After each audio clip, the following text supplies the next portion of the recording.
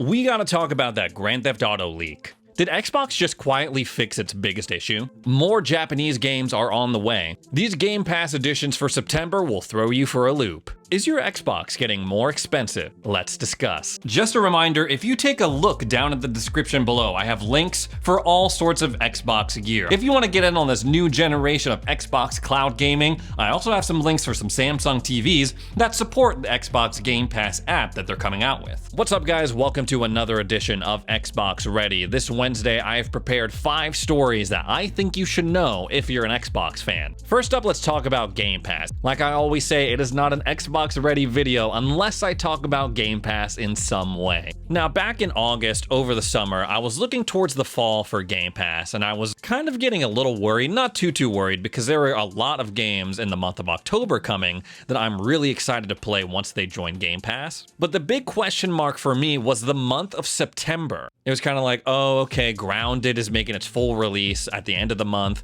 but what's coming before then? What is Microsoft gonna do to kind of make up for this gap in content? And then Tokyo Game Show happened, and I gotta say, I was very impressed. I'm very pleased. They added Assassin's Creed Odyssey to Game Pass. Now, if you're one of the many people who played through Assassin's Creed Origins when it came to Game Pass, and you want to jump into the next installment, boom, Assassin's Creed Odyssey, it's right there waiting for you. A couple days ago, they also added Metal Hellsinger. Now, this is a game I've had my eye on for a while. It's sort of like Doom, where you're mowing down hordes of demons, but it's set to the sick heavy metal soundtrack. A lot of people are comparing it to bullets per minute, but as far as I know, Metal Hellsinger is the only rhythm-based FPS game in the Game Pass library, so very solid pickup. By the time this video goes up, Deathloop will be added to Game Pass. Finally, a little over a year after the PlayStation exclusivity deal on that game ended. If you play it through Game Pass, you will be getting the Golden Loop update. Again, very solid addition. I feel like it's going to keep a lot of you occupied and entertained until October rolls around when we start seeing Persona 5 Royal, A Plague Tale Requiem, Scorn. I mean, it was nominated for Game of the Year 2021, so I'm never going to complain when a game like that is added to Game Pass. Over the next week, we are getting some really solid games leading up to that Grounded full release. Akane is being added September 20th, the same day that Deathloop is being added. It's a top-down 2D action game in which you must eliminate as many enemies as possible before losing. It's a sword-fighting game with lots of blood, violence, and samurai movie cliches. Sounds like my kind of game, honestly. I also have my eye on Solstice. The trailer for this looks really interesting. Explore a dark world brimming with hidden mysteries, master a diverse combat system, and inhabit the dual forces of 2 sisters in a coming-of-age dark fantasy story with fast-paced action, vicious enemies, and spectacular boss fights. This Blood Waves game looks really interesting to me as well. From my understanding, it's just horde mode with zombies. You build traps, you build barricades, and you try to survive as long as you can. Perfect. Tale as old as time. We also got the Dio Field Chronicle coming to Game Pass. This caught my eye, honestly, because it looks like Fire Emblem, and I'm a huge fan of that franchise. It's a gritty and immersive story brought to life with the latest technology. Real-time tactical battle, a new, highly strategic real-time battle system. The birth of a new SRPG crafted by a skilled and experienced development team. I think this is a solid pickup because I can't think of anything off the top of my head that matches that description. We also have a skateboarding game coming to Game Pass later this month called Session skateboarding sim game. Very straightforward, made by and for skaters. The dual stick controls faithfully reproduce your feet on the skateboard for an ultra-realistic experience. Try out real-life iconic skate spots. Customize your skater and equipment with items from the top brands. We're also getting a couple of sim games and to join the likes of Lawn Mowing Simulator and Power Wash Simulator on Game Pass. Construction Simulator is one of them, and Train Life, a railway simulator. It says for the first time in a railway simulator, you are the driver and the company manager. Take the controls of your locomotives and run a successful company by negotiating the right contracts and building your network. Now, all these games, I know they're not going to be everyone's cup of tea, but I know a couple of people who are really into these games, and I'm sure you do too. Moving on, Xbox might have just fixed its biggest issue in a very stealthy way. I'm talking about their stance on digital rights management, also known as DRM. Now, people have been dogging on Xbox for a while when it comes to their stance regarding DRM, as far back as the Xbox One generation. Now, for those of you who do not know, digital rights management, or DRM, is basically a series of checks that Microsoft puts you through in order to make sure that you are indeed the owner of the content that you're trying to access. It's this whole thing that's popped up over the past 10 years, because obviously it used to be you put in the game and the game plays straight off the disc. But as games got bigger, they got more intricate.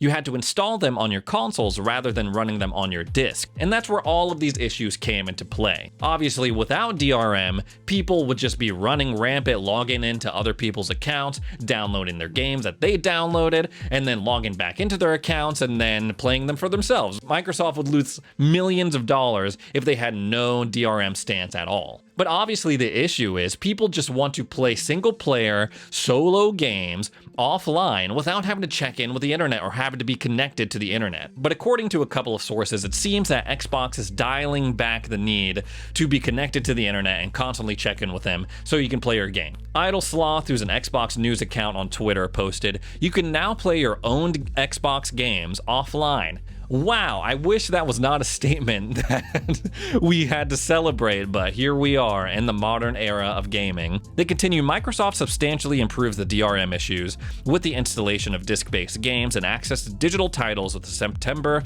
2022 update for the Xbox Series X and S. And Eden Marie, who works on a lot of these updates for Xbox, said, "Yes, this is true since the 2206 update. We examined data since the Series X and S launch and determined the online compatibility check isn't needed in the vast majority of cases for Xbox One disc. Some games may still need to be updated online after install to ensure the best experience." So that is a nice step in the right direction. It seems that this is only applicable to Xbox One discs. I don't know how that comes into play when you put in an Xbox One version of the game on a disc and then it automatically downloads the next gen patch for that game. I don't know if it's still applicable in that situation, but it seems that for most Xbox One disc games, you will not have to be connected to the internet. You don't have to check into Daddy Xbox. You could just play games offline like the days of old. You still have to install it, obviously, but hey, it's better than what we have been dealing with. There are a few exceptions to this. If you download any game on Game Pass, you will have to check in with Xbox and be connected to the internet. And also, if you are playing older games, Xbox 360 games and original Xbox games, apparently you can't play those games offline anymore because they're being emulated. There's some trickery going on there. So yeah, maybe the next step is to eliminate the check-in for Game Pass downloads. That would be really awesome. But this is still a positive step in the right direction. If you haven't, set your Xbox to your home console. That will fix 99% of these issues. Bringing up Tokyo Game Show again, according to Sarah Bond, we are going to be seeing a flood of Japanese content on Xbox over the next couple of years. One of those games is Wo Long Fallen Dynasty. There's a demo available for it right now on the Xbox Series X and S. I haven't played through it yet, but I'm very excited. And in an interview, Sarah Bond, who is a notable Xbox exec, the VP of the gaming ecosystem, she said, "One of the things I'm super excited about is that we have over 250 developers in Japan developing games for the Xbox right now. 150 have already shipped, 100 of them are in Game Pass, and we recently got to announce 15 titles made in Asia and 13 in Japan. So much has come, but there's even more that's going to come in the future, and I can't wait to reveal it to you all as it starts coming out." Now, this is really cool because Xbox, back in the 360 era, used to make some really cool JRPGs that were Xbox exclusive. Blue Dragon was one of them, and Lost Odyssey was another. And then the Xbox One generation, and obviously they fell off in Japan hard. But now it seems that they're renewing their efforts to build and boost their reputation in Japan and other Asian markets. We already know that the Xbox Series X and S are the best-selling Xbox consoles in Japan, still far behind Nintendo and Sony products, but hey, it's a win. And we also know that there's some truth to this thing that Sarah Bond's saying, that they're teaming up with Japanese developers, because we know that they're partnering with Kojima Productions to make a cloud-exclusive Xbox title. This is obviously a great move on Microsoft's part. If you want to make games that will appeal to the Japanese audience, you obviously have to team up with Japanese developers. And I feel like the man himself, Kojima, has a pretty good idea of what that is. Right around the time of Tokyo Game Show, Phil Spencer gave a very interesting interview with CNBC. He was asked a couple of things. 1. Are you going to increase the price of Xbox consoles? And his response was interesting. It was classic Phil Spencer. He said, I don't think we can ever say on anything that we will never do something, but when we look at our consoles today, the Xbox Series X and S, we think value is incredibly important. He went on to talk about the Series S and how he thinks that's a great value for gamers and how he would think that they want to keep that value for gamers going forward, keep the prices the same. He finished by, I can definitely say we have no plans today to raise the prices of our consoles. We don't think it's the right move for us at this point to be raising the prices on our consoles. I mean, they're definitely not going to do it right now, especially after Sony increased the price of the PS5 in every country except for the United States. I'm sure they're just relishing in that. They're just like, no way are we going to increase the price. He was also asked about acquisitions. Are you done with acquisitions after Activision Blizzard? So he was like, hell yeah, we're going to keep investing a lot of money in acquiring studios and our current teams and new partnerships in order to remain competitive with all of these big players out here. He was also asked, are you going to buy Discord? He kind of laughed it off. As we know, Microsoft has previously tried to buy Discord to no avail. His response was still very encouraging and interesting. He did mention that Discord voice chat is available on Xbox consoles and that the partnership between Xbox and Discord is going very, very well. Hopefully that bears more fruit in the future for Xbox. But I want to talk about something that Phil mentioned here. It's in regards to the Series S, specifically how many Series S consoles have been sold. He said, we love the position of the Series S in the market, which is our lower cost console. Over half of our new players that we're finding are coming in through the Series S. And I feel like that's such a small nugget of information, but with huge implication. Does that mean that half of these next-gen Xbox sales are Series S consoles? If so, that would be crazy. It's definitely not bad news for Xbox because, hey, console sales are console sales at the end of the day. I've said it a million times, whoever thought of the Xbox Series S was a genius. A budget-friendly next-gen console, the price of a Nintendo Switch, but still a great entry point into the Xbox ecosystem. Last but not least, guys, we gotta talk about that Grand Theft Auto leak. Basically, this dude hacked into Rockstar systems and leaked 90 videos of GTA 6. And what followed has been pandemonium.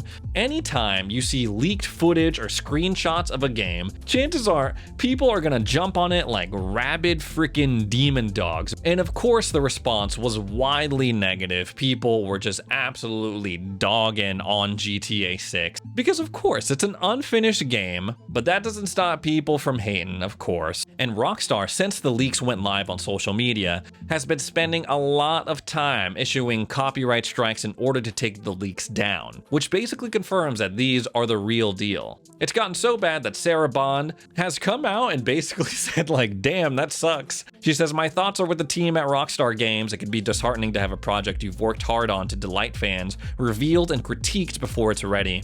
I know they're creating something special and can't wait to experience GTA 6 when it's officially unveiled. And not only did this guy leak footage of GTA 6, apparently, according to some people, he has the source code for GTA 6 and is trying to blackmail Rockstar Games. To what end? I don't know, man.